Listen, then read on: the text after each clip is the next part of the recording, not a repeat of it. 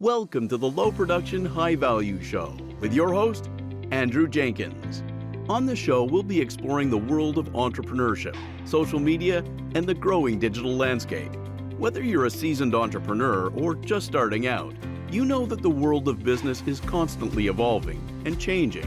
And in today's digital age, it is more important than ever to understand how social media and technology are affecting the way we do business.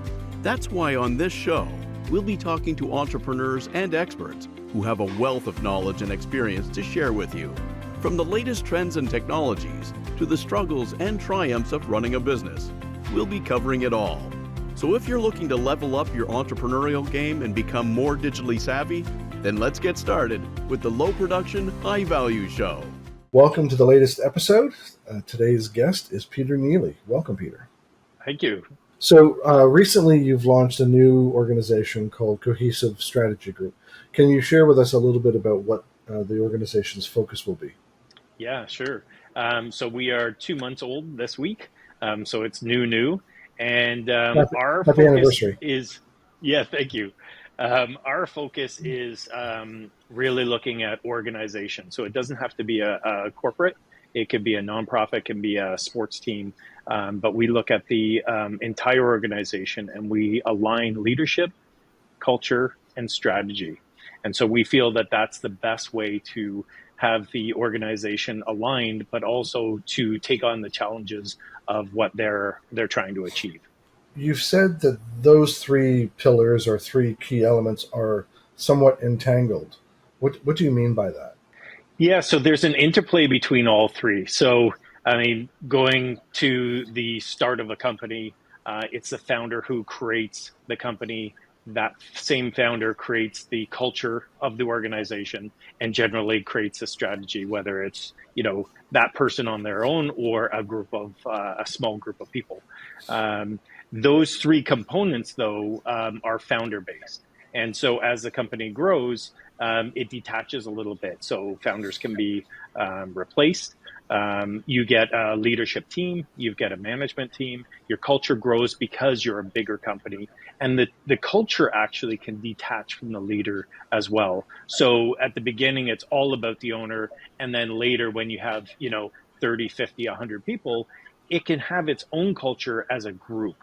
And those things detach. And so the idea is let's align them so that what leadership wants and what their mandate is as leadership aligns with what the culture wants to do and was formed to do, as well as let's put a strategy together that leverages all the core competencies, the resources in the organization in one cohesive strategy that will allow the company to succeed. Is there, when you're a founder and, at some point it's a company of one, That's right. It makes sense that culture is not a priority because there's just, one person. But is there a natural order to those three pillars in terms of where the attention should be focused as the company grows from a person to a team? Yeah, so you're absolutely right. When you're a startup, you've got your own company. This is my third company that I've started. It's just me. And so I know the vision better than anyone. I know exactly where I want to go. I know what things I need to do to get there. And I'm a culture of one, so it doesn't really matter.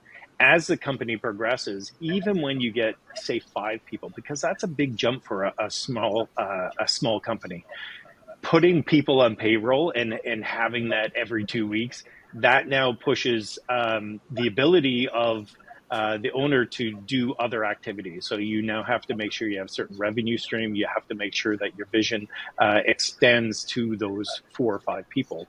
That's still relatively easy. And the strategy is fairly communicated because the 3, 4, 5 of you are all working on it together. Then really it gets to the bigger pattern. So when you have 20, 30, 50, 100 people, how do you make sure that that group understands everything from the founder or the leader's perspective? So I think a startup is fairly easy, not the activities that they have to do, but as far as a group formation, they wouldn't need someone like a cohesive strategy. They need just to kind of hunker down and go. And a startup really is all about survival. Um, I work with startups. However, really, it's when you stabilize and you have some issues or some warts on the company, or certain problems that you're experiencing. We can't seem to do this, we can't seem to do that, we need help doing this. That's when we come in and say, okay, well, let's look at the mandate, let's look at where the culture has formed, and then how do we create a strategy that pulls all that together. So you're not coming in from the point of launch with a startup. You're later I in the can. I trajectory. just think, yeah, I can. I just think it's I think that's the founder's role, and the founder is laser focused. So, can I help with strategy? Can I help with certain cultural exercises to bond as they grow? For sure. But I think one of the things that I found as an entrepreneur and a founder is that really there's no one around me that can tell me what I want to do better than myself. And so the people that gravitate towards you, who want to become those first employee, second employee, third employee, they are doing it out of passion. They clearly are following the leader and the owner at that point.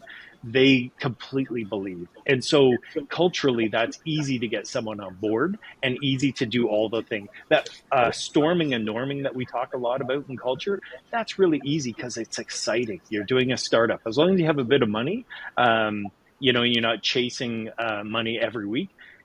You're allowed to go and form as a group and then do all the exciting work. It's really when that buzz or that excitement kind of, it gets to the point, even for the founder, it gets to the point where it's like, okay, now we're managing growth.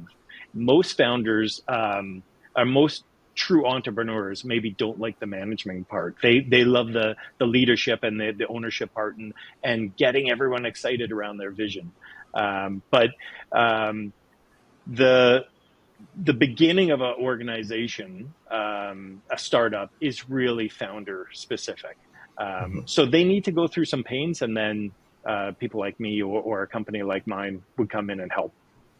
Well, and it's often been talked about where startups have historically fallen into a bit of this path of just focusing on getting to the next round of Yeah, investment versus, to your point, about managing growth. And so it's like, I can't rely on funding because the markets can shift and tastes right. and interests, whatever.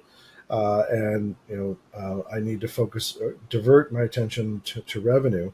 But I want to jump back a bit to the leadership, whereby I might have been a technical founder. I had a great idea for a Right. product or a service or what have you, but that doesn't translate to leadership, or that doesn't translate. So many entrepreneurs can get by for a while because their passion is contagious, and that can That's win right. people over who want to join the team, and that can win people over that want to collaborate, partner, and even buy. But after a while, that sort of inherent passion isn't enough. And so you need either someone who maybe has better strength from a management skill set and or revenue. And I'm wondering what your take is on those sorts of circumstances. Yeah, you've explained that really well, and I think so. There's a book called The E Myth, remastered, and it's about the baker, right? So I'm a really good baker, and I love baking, and then I open my own shop, and now I'm a manager, and I don't know anything about managing, and you get stuck with accounting, you get stuck with vendors, you get stuck with you know.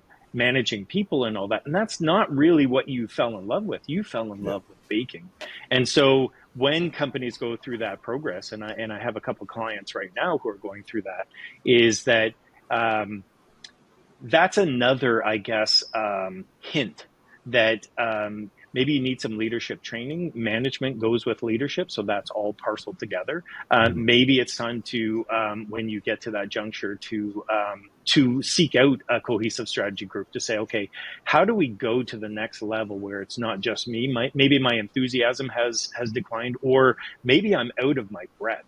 and I don't have people around me with that expertise. And so we can come in and we can help with either mentoring, training, or we can help put together the kind of the organizational structure and strategy. But it's a great point, because I think a serial entrepreneur will start up numerous companies. They go from one to the next, and it's really at that managing point that they say, I'm not having fun anymore. Like, this thing can ride on its own. And then really it's a matter of, okay, let's replace that entrepreneur founder with a professional manager. And that person comes in. And I've had the privilege in my career to do that a couple times. I've started this is now my third company, but I've worked for founders that get to the point of 10 years in and they're like, oh, I just got to run this thing. Like, this is not exciting anymore. And so someone like myself would come in, and I had a lot of fun, even though I am a founder myself. I had a lot of fun taking someone's company and really saying, okay, how can we get the best of our people? How can we get the best of our product and competencies, and then fly? And so it's that is one of the demarcation points in an entrepreneur's mindset of at what point do I say, I'm probably not the best person to run this company. And so let's find a professional manager, whether that's internally or externally. And there's some challenges with both. Internally, you've got that person who is completely adopted into the culture. And so that person is going to take those cultural values and they're going to persist them. Versus you hire an external manager, you really need to get someone who's aligned with that culture and can embed quite easily. If the culture understands that there's a new manager coming in, then it creates anxiety. What's this person going to change? How much are they going to change it? Is my job safe? Are we going to do a complete 180 in the company? But I was taught by the founder that this is our vision. All that type of stuff creates some anxieties and tensions. So internal is best, but if you don't have that, then you try and find someone who's completely aligned. Well, you raise an interesting point, because from more than one person who was a founder, I've heard them say, I would come into the studio or I would come into the office or whatever it might be, and they would go, oh, my job is really just to keep these people fed. Yeah. And I'm not belittling those that they employ. That's not my point. To your point, it's that the reason they started the company seems to have been somewhat lost, but also the pressure for them to just keep the wheel spinning. Right. And so there's an element of stress, anxiety, etc. And the kind of like, oh, how did we get here? Kind of thing kicks in, right? But to your point, hopefully they're self-aware enough that they realize, oh, what got us here isn't going to get us there necessarily. So even if you're advising, oh, you should elevate so and so who's internal, who knows the culture, is respected internally. Yes, there's always some issues about if you promote someone from within, will there be resentment from colleagues or whatever? But there's also the threat of, I've gone in as an external consultant before too, knowing full well people's backs are up, they're defensive, they're suspicious. You're the list of of issues. But anyway, I just wonder what your thoughts on sort of those dynamics. Yeah, it's. I think that when someone comes into the company, even as a consultant, when I come in. People are like, well, who is this person? Who is this company? What are they trying to do? So again, it's about communication. I start the engagement with our, generally I'm hired by leadership. So I work with leadership to say, listen, we have to do a great communication out to all the employees, because I generally interview them all in smaller companies. And if not all in bigger companies, I do a subset or a cross-pollination of all the different teams and departments and functions. But that initial email, and I credit my clients all the three that I've worked with in the last couple months have put out really, really great. And it's all about honesty and trust that we can't fix our company or we can't go forward without the input from you. And we really need your honesty. So can you be brave and courageous to tell us the good, bad, and the ugly? And the good is great. That has check marks. The bad is like, okay, we've got some tensions. The ugly is really where we get into the muck, and we talk about what things are holding this company back that leadership doesn't know. Because as a leader, guess what? People aren't coming to your office and being completely honest with you.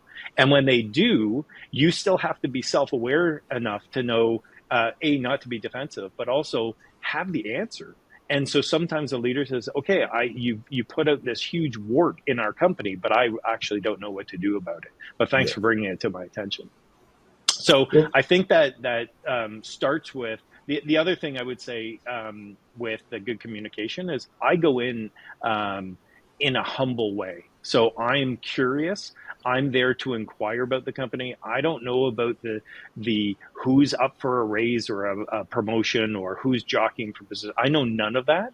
What I do is I have one-to-one personal interviews in person to really get to that three levels. So I interview on the artifacts of the company. So things that you see when you walk into the office, certain mannerisms, dress code, all that. Then the espoused values, which are generally the vision, mission, goals of the company, as well as values. And then that personal interview, that's where I get into the underlying assumptions. And that's really the heart of culture. And that's one thing that companies miss. I think that there's companies that say, well, we've got a pretty good understanding of our culture. You do, but it's from inside the company and it's in a leadership position. So you don't hear those conversations on the shop floor or in a meeting room when someone says, oh, I can do that, but it'll fall on deaf ears. You don't get that. So that's one of the advantages of doing the cultural analysis is that I'm able to bring things to leadership that they wouldn't know otherwise unless they worked in that group or on that team. I remember with one client doing a series of stakeholder interviews. The client was the result of one company acquiring another, and you could literally sense the difference in culture from the acquirer to the acquired. And through the stakeholder conversations, you would get a sense for who was aligned, who was supportive of the vision, and the point of demarcation between the two cultures.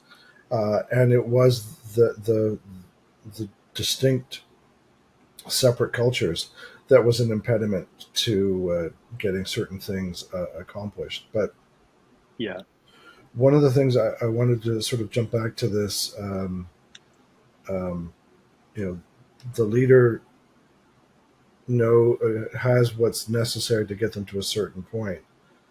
But I remember I taught entrepreneurship at OCAD University, and this is an art and design school. So you would have photographers, industrial designers, painters, a variety of I'll call it creative disciplines.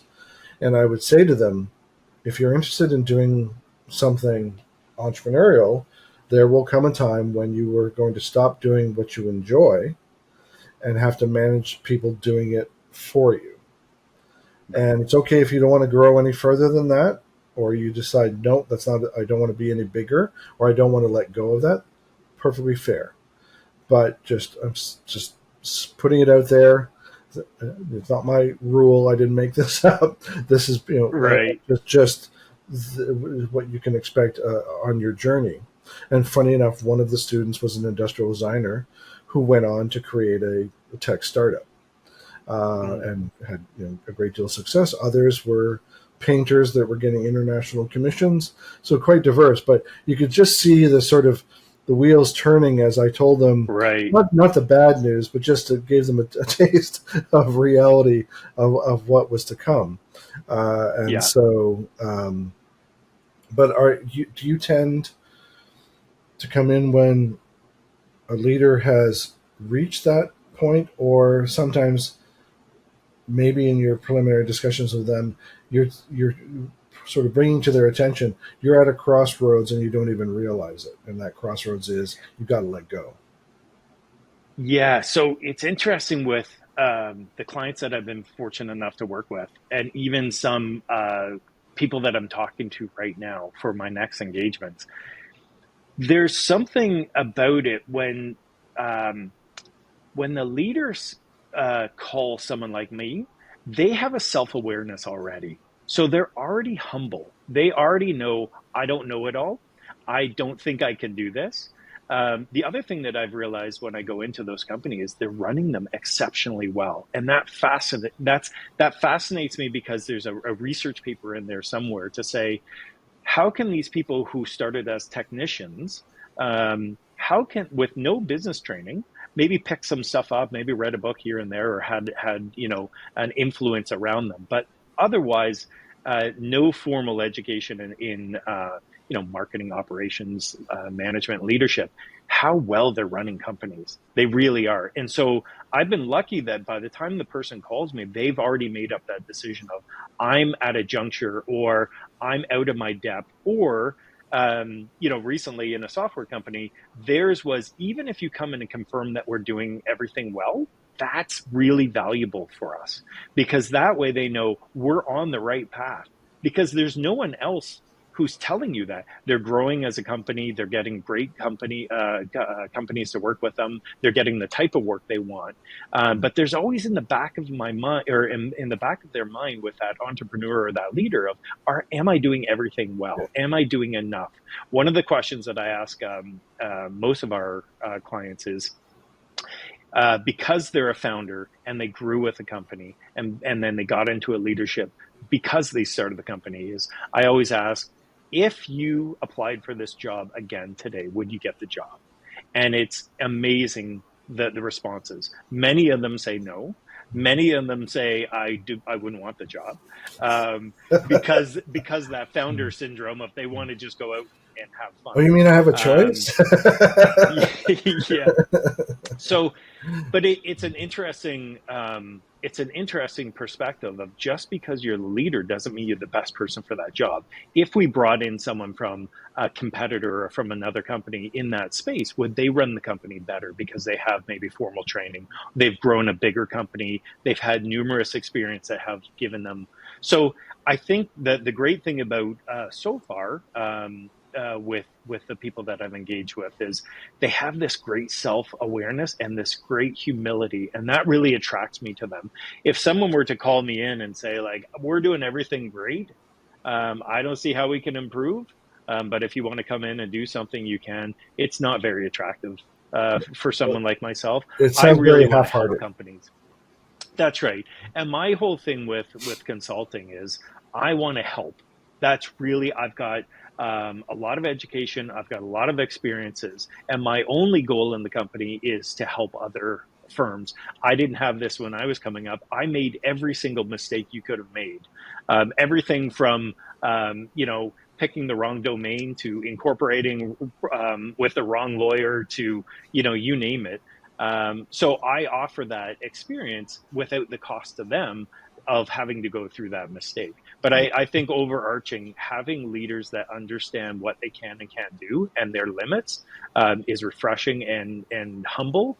And I think that's the type of leader that says, I think we need some help. Well, I think it's interesting that you sort of flagged this idea of some of them are what I'll call, they have been very intuitive with their approach. And to your point, the business Right. is being well run. They weren't necessarily formally trained, but whether it was gut feeling or, maybe they made a few mistakes, but they came out the other end safe and successful. Right. But, I've been thinking about, since we've been talking about Frank Stronach and Magna, and for those listening and Right. watching, Frank Stronach was a tool and die maker in Canada. I believe he's Austrian born, but came to Canada, had a tool and die shop, and it was successful and it was growing. But somebody who worked for him thought, maybe I could go out on my own. Frank's got his thing, I want my own. And Frank, so the story goes, said, "Well, listen, how about I help you?" Mm. And created a, like, let's partner. And so he set him up, or helped get him, and that kept happening. And so you ended up having this. That's how Magna grew into these satellite businesses. And their specialty is like, they're a manufacturer. They manufacture components for automotive companies, and they're in quite a diversified manufacturing. But it was this Yeah. idea of, he didn't see it as a threat. Supposedly, he said, "Oh, well, instead of you going out and, let me help you, and let's help each other," kind of thing. And he Mm. saw that, let's make the pie bigger for both of us, kind of thing. Right. Yeah. And but not every leader or founder has the wherewithal to see it that way. And now, a word from our sponsor. Social media has become an imperative for almost every business. Discover how to successfully implement an effective social media strategy that is supported and integrated throughout every part of your organization with this essential book from our host, Andrew Jenkins. Social Media Marketing for Business, Scaling an Integrated Social Media Strategy Across Your Organization, is now available from Amazon or KoganPage.com. Yeah, and I think too that so we talked a little bit about humility. I think you have to have that as a great leader, but just not having the defenses up, thinking, well, you're leaving me, or you're going to go out and do something better than me. Like, okay, put that aside.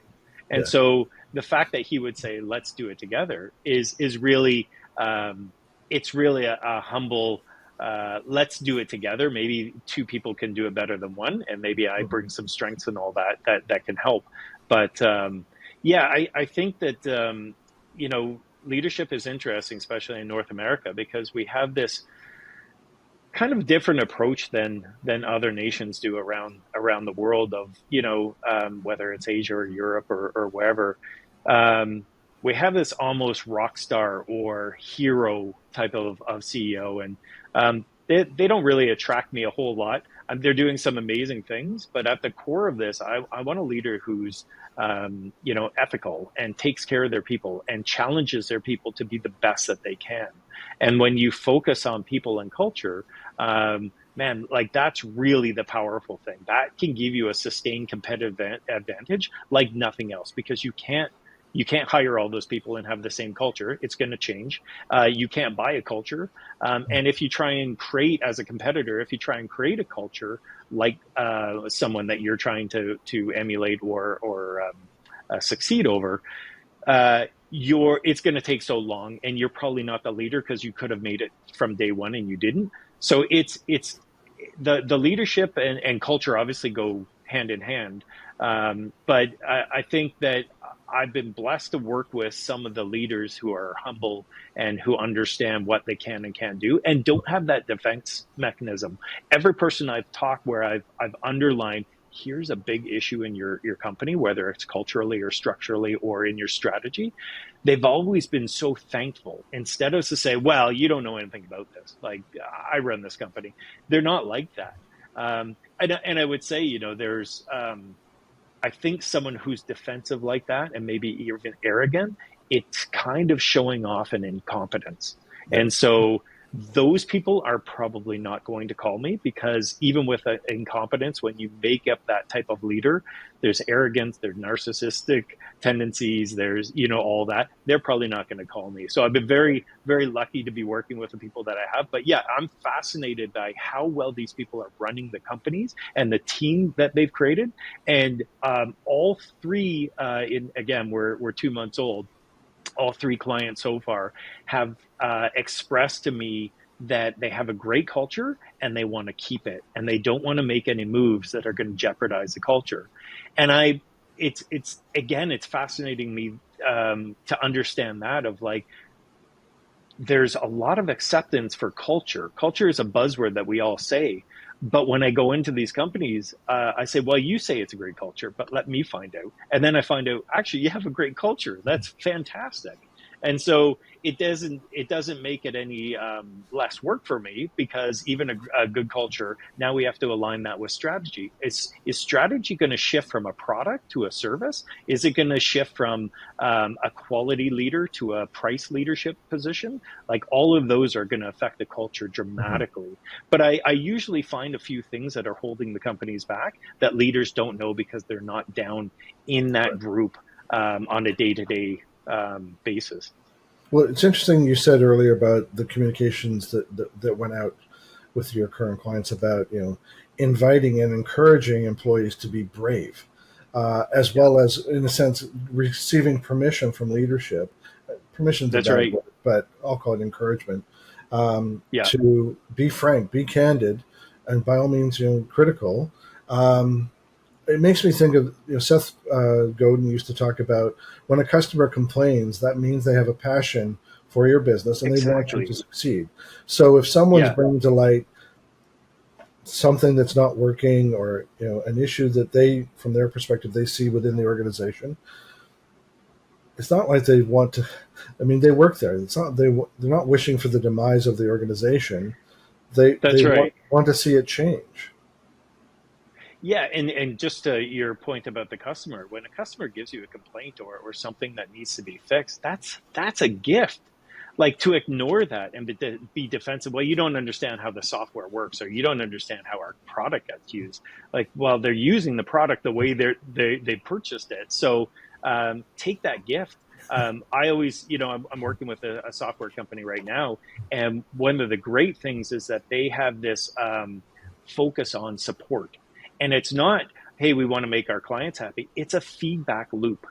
And so they're now getting to understand usability issues, accessibility issues. They're understanding how our software can be better. And they're getting that for free from clients who are saying, hey, wouldn't it be nice if it could do this? Or, every time I do this, it seems to, I seem to have to go through too many steps, or it breaks. It's like, wow, thanks for finding our defect for us. We'll go and fix that right away. So I think it's, again, I come back to humility and curiosity, but it's all about how your mindset is positioned.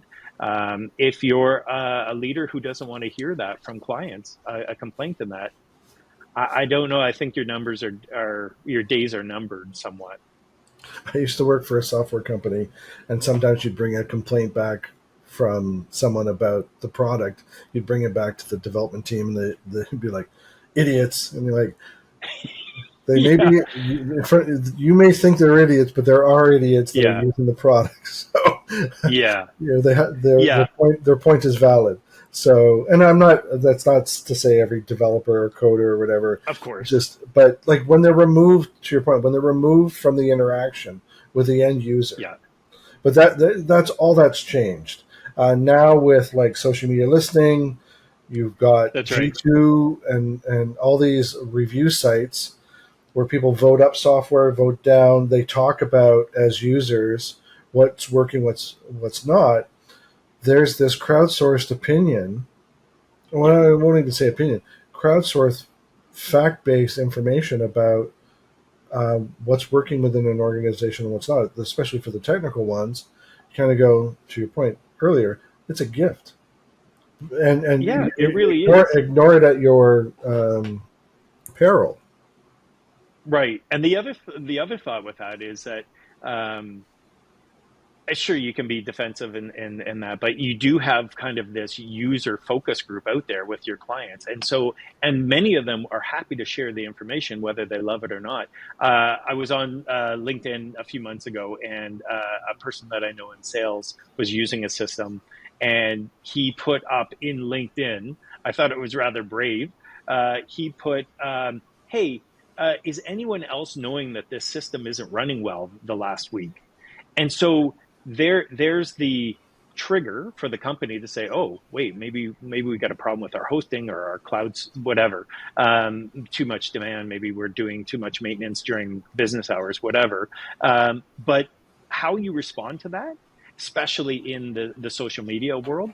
How you respond to that is everything. So what happened? A few other people said, "Yeah, I've noticed this too. I'm not sure what's going on." Not derogatory, not like, "Yeah, they don't know what they're doing over there." Just very much like, "Yeah, I seems to it seems to work better in the afternoon than the morning." Blah blah blah.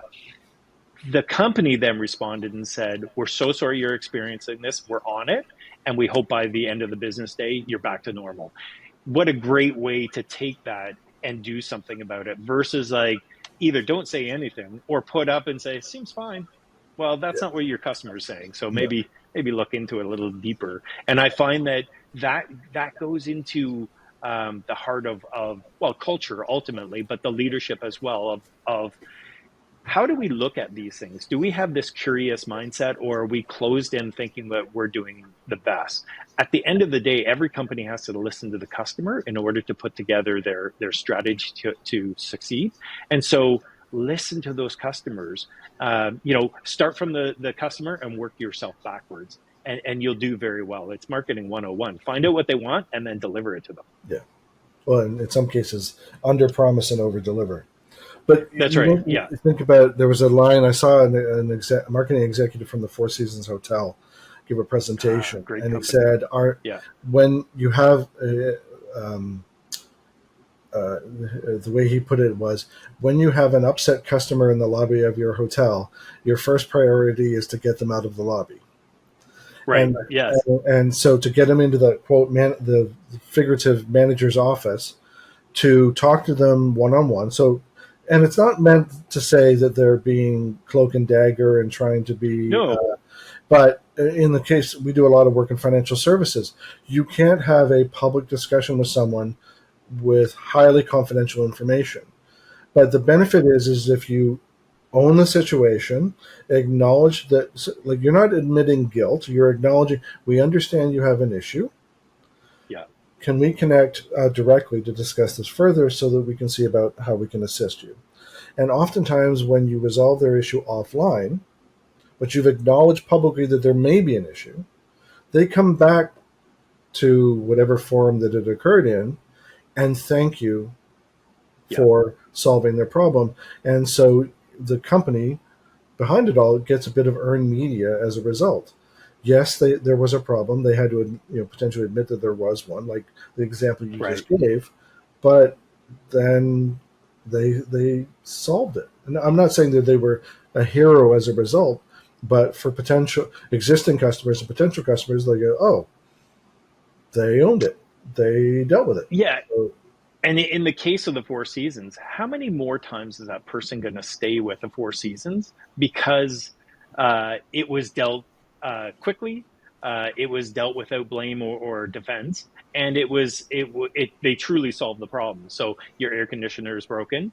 Great, we're going to find another room. If we can't find another room, we'll find another hotel for you. Like that's the extent that Four Seasons will go.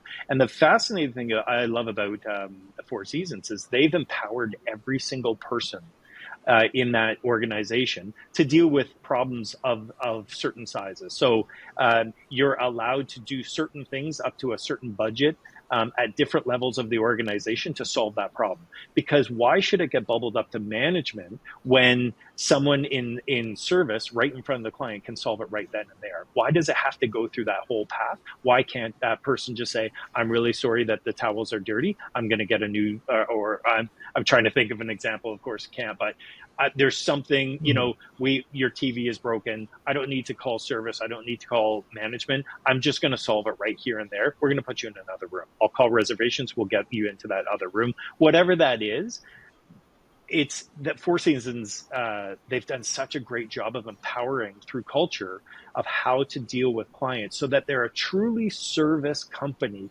They're not just a bed to stay in. They're a service company and they truly get it.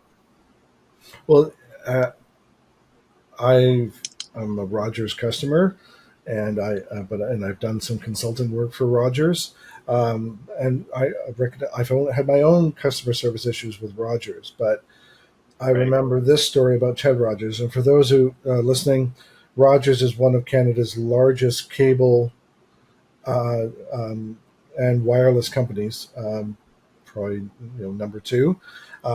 So there are mobile provider and the connectivity for internet and television. The founder started in, I think, radio, but his name was Ted Rogers, and he was renowned for going to a party on a weekend and chatting with people and saying, "Say, are you a Rogers customer?" And if someone says, "Well, yeah," and he would say, like, "How are we doing?" And if they had a complaint, he took note. And come Monday, he was talking to people about, "I spoke to so and so. Is this a bigger issue than just the one person?" Like that. I mean, he's the founder, but took it to heart. He never stopped focus on the customer, which I was like, wow. One of the things that I've noticed working with either companies that I've run or my clients is that I'll ask them, what's the customer satisfaction? They say, well, yeah, we've got reports, we've got some data there, and we've got, at the end of every project, we send them an email or a survey monkey or whatever it is to give us that thought. And they said, when's the last time you just called the client up and said, how did my team do? Or how is my team doing? What is the response you'll get from that conversation versus checks and balances? And even though at the bottom of that survey, you can type in some compliments or some frustrations, really you're talking to the person, whether it's the CEO, president, or someone else in leadership calling that client, you're getting that circumference of the issue. Like you're hearing the tone. It's not that big of a deal. Or, wow, they're really mad. That didn't come through on the customer survey. But yeah, you're having a better conversation. And I did this all the time when I ran the software company. Is I just say, how are we treating you? Because I'm not on your project. I have people who are working as project managers and developers. So I get the updates every week, but I'm not actually hearing how it's going. And they, for most part, people are like, yeah, your team is great. But then there's always like, well, I didn't want to say anything, and those are the things that oh, great. Thank you so much for giving me that information. We'll take care of it. Yeah. Well, I periodically have a phone call or a coffee with a client and say, like, what could we be doing better? Issues, whatever. It's and this made me think about earlier you were saying about some of folks will say, we think we're doing okay, but we want to double check. And the idea of an annual checkup came to mind. It's like you could be seeing the doctor for your annual checkup. You could feel completely healthy, but it doesn't hurt to be preemptive, to check in.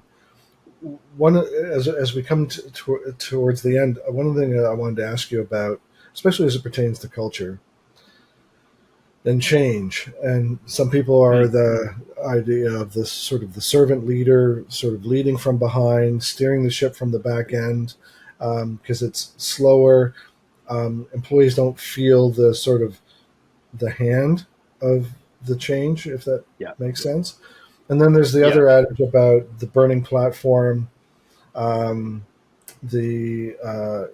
always think of the line from the Hunt for Red October: when Cortez reached the New World, he burned all of his ships, and his men were well motivated. Yeah, and that's not when you shock people into like there's no turning back.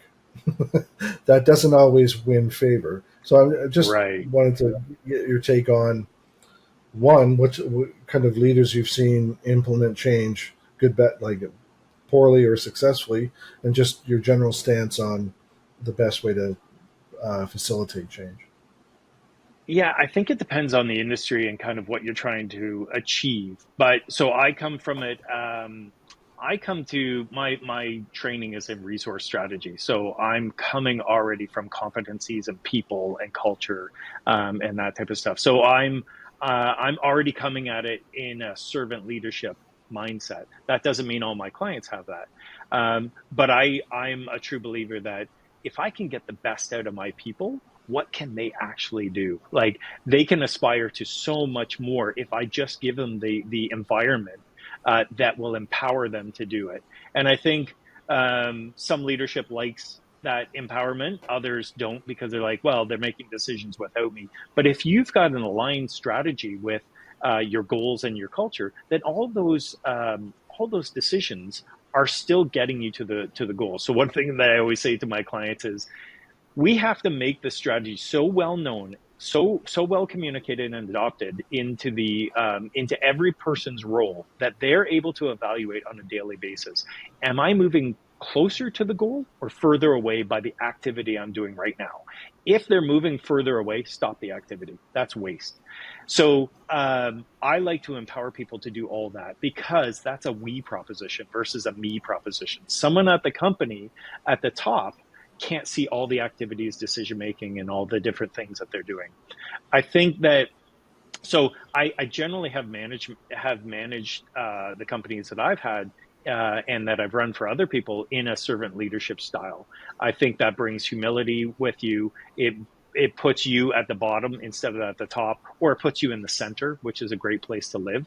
My old professor used to say, if you're at the top of the company, you're out of the company, because you're not in it. You're not feeling and understanding what's really going on. But it does depend on that invisible hand versus visible hand. It depends where you are in certain, medical finances. Like, you can't empower someone too far down in the organizational levels to do things that are big decisions that could, fundamentally really hurt the company. But I think overall, when you think about culture and you're trying to get everyone to do a great job, and that's not why you do it. You want happy employees, you want people who are engaged, you want people who are challenged, and people who are empowered to do their best work. You don't do it for that. That's just a benefit that comes out of it. Really, what you've created is a great, healthy culture that's strong, and a strong culture can go up against challenges and win.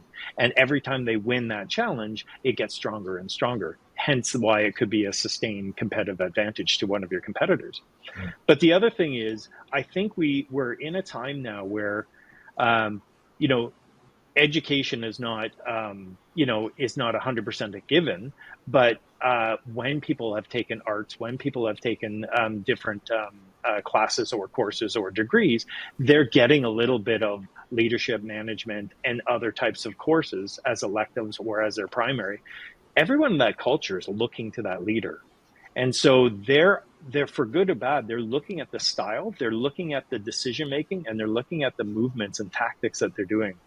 You have a whole bunch of people in front of you who are evaluating you on every single thing you do. And if they're in love with the company, they can put up with a few missteps, but they're not going to put up with a leader who can't take criticism, who can't, look inward and have some self-awareness. They're going to call that out eventually, whether it's underlying assumptions, so they're going to do it behind your back and you'll never know, or if an employee is brave enough to come up to you and say, you said this in this meeting and that wasn't great, and here's why. And then that person, the leader, can say, thank you so much. Like, I can work on that. I misspoke. I'm going to send out a communication about that. Or I said it in a poor way, but here's what I was talking about. And again, I need to send a communication out. But yeah, I think that's when you've got eyes on you, I think, again, you have a tolerance of what people will put up with, but becoming a toxic leader or becoming or creating a culture of blame, like, those days are over. You just can't run a successful company like a dictator anymore. You really have to get the best out of people. The other thing, just to finish this off, is we talked about earlier about that baker. Now you're a manager or you're a leader of a company. So you used to be the best engineer, the best, pick your industry. You used to be the best at that. That's why you started the company. Clients wanted to come to you because they said, this guy does such a great job, or this woman does such a great job. What now you're doing is you've replaced yourself with people who are better than you. And so in a way, you can't go back to being that person doing the frontline work. So you have to trust those people doing it for you. But the second thing I would say about that is, at some point, you're going to hire people that don't know anything, or that you don't know anything about their role. And you have to trust that they're doing a great job. Sure, there's metrics and there's performance evaluations and all that. But you also have to learn how to speak to them to understand what they're doing and trust them to do it. And when you do that, that now you have a real company that everyone's pulling in the same direction. You know, like all these metaphors and all these cliches about rowing in the same direction, they're all true. They're cliches for a reason, or they're metaphors for a reason, because that's really, you want everything to align. And so that's how we help our clients. We help our clients to align the leadership, culture, and strategy to have a cohesive company that works well. Well, and you talk about, like, as you said, with the hiring, where they don't necessarily know the person that well. So it's that leap of faith that, Right. one, my impression is that they're going to fit in. Now there's more and more justification for hiring for fit. Skills can be trained.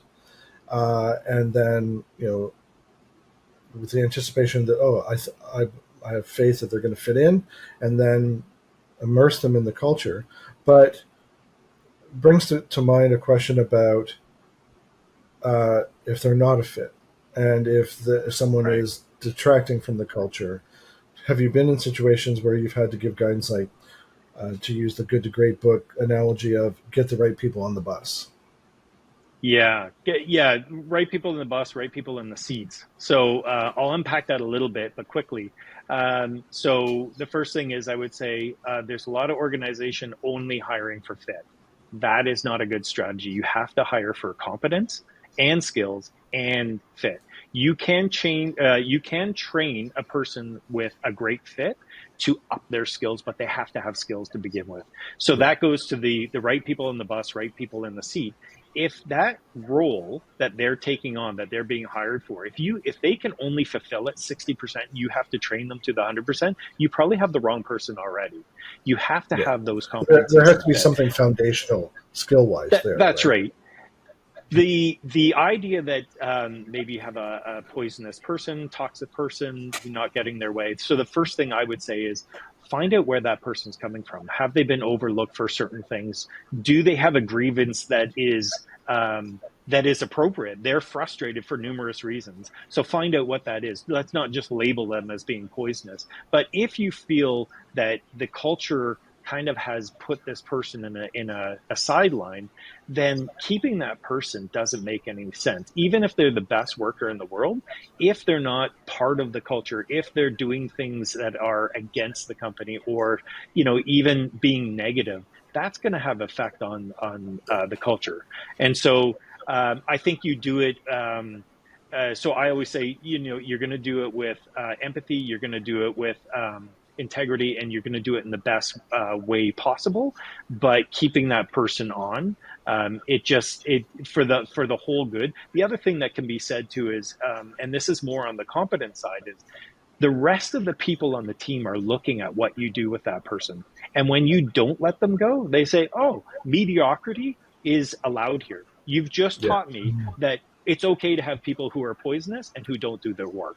And so I think you have to think about all those different layers and then take action. But again, you're doing the executable of maybe putting that person in a different role, or maybe exiting the company. You're doing that the best way you can, that's comforting and that's empathetic. You're not just, hey, you said something at a meeting, you're gone. It's not like that. Yeah. It's a terrible signal to send to others that, mediocrity or being toxic is a-okay around here. Yeah. Yeah.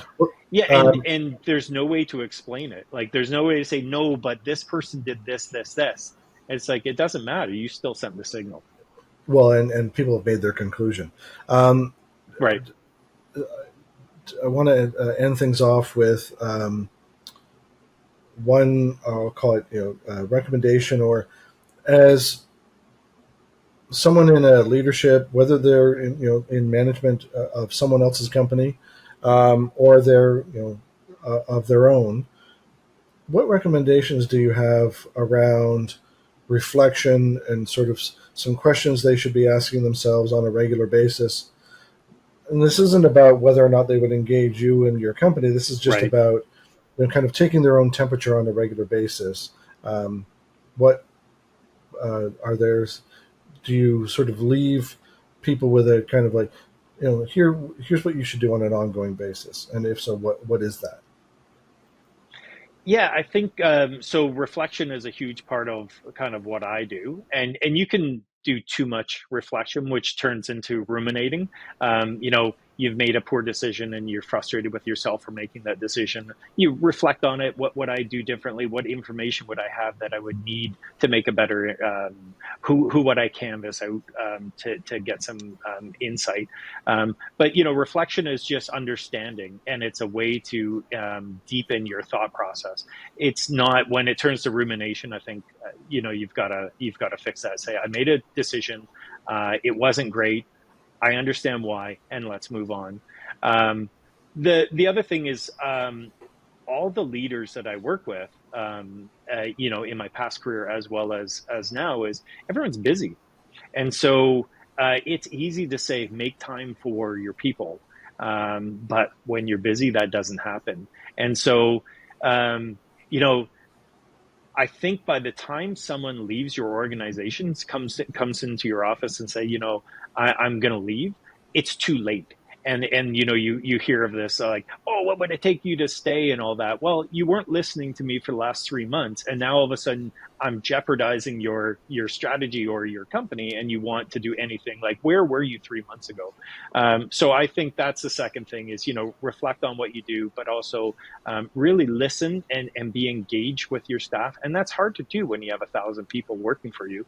But it really, really is important to get the idea of how things are going. What are the tensions in the organization? How is the strategy and some of the tactics that we're doing, how are they rolling out? Are we, when you're listening to those people, no different than the client, like we talked about with their kind of feedback, is you're getting feedback from your people like, this isn't working. We've gone to 4 different companies with our pitch, and people are saying, yeah, that doesn't fit what we do. Okay, now you need to make those changes tactically. But yeah, I think